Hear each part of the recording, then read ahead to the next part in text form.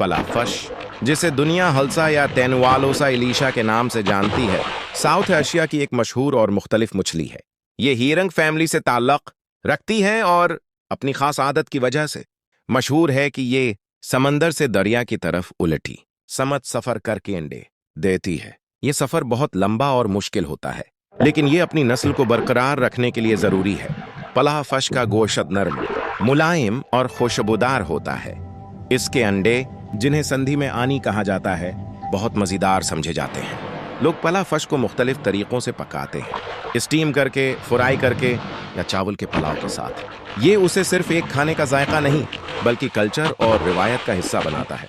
इस मछली की माशी अहमियत बहुत ज़्यादा है। बांग्लादेश में ये नेशनल फ़श है और मुल्क की टोटल फ़श प्रोडक्शन का तकरीबन 12% हल्सा से आता है, जो नेशनल GDP का 1% है।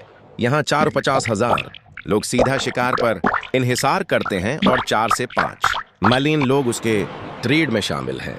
सनद के दरिया, सनद के किनारे भी हजारों माही गैर इस पर इन्हिसार करते हैं। पलाफिश दुनिया के कई ममालिक में पाई जाती है और हर मुल्क में उसके लोकल नाम मशहूर हैं। बांग्लादेश में हिल्सा या इलिश, भारत में हिल्सा, इलिश या पुलासा पुलासा, पाकिस्तान में पल्ला फिश या पालो मच्छी और म्यांमार, अमान, ईरान और इराक में भी हिल्सा के नाम से जानी जाती है।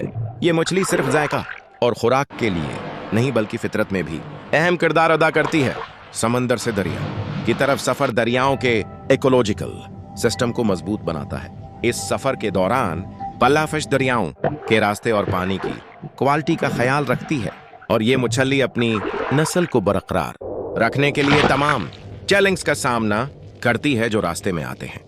लेकिन आज पलाफिश खतरे में है। ज्यादा शिकार, आलूदगी और डीम्स ने उसके सफर के रास्ते महदूद कर दिए हैं। अगर हमने उसका ख्याल ना रखा तो आने वाली नस्ल शायद उसे सिर्फ तस्वीरों और कहानियों में देखे। इसलिए उसका कंजर्वेशन बहुत जरूरी है।